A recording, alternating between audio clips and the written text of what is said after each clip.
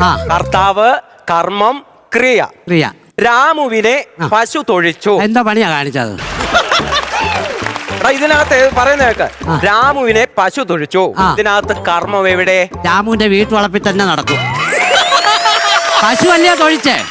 കർമ്മം എന്ന് പറഞ്ഞാൽ ഇവിടെ തൊഴിച്ചു. ഓ, തൊഴിച്ചെന്നോ? എടാ പറഞ്ഞു മനസ്സിലായോ?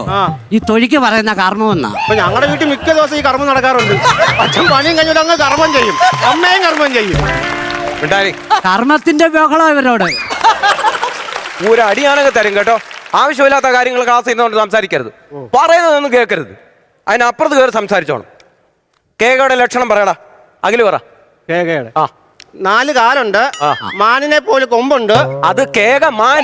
അയ്യോ, പിന്നെ മാനിനെ പോലെ കൊമ്പുണ്ടെന്ന്. കേഴയല്ല, കേക. കേക. നീ എഴുന്നേറ്റ് പറ. നീ പാസ് വിട്ടോടാ. ഇല്ല, കേക പറ. കേകയുടെ ലക്ഷണം പറ. 1 2 2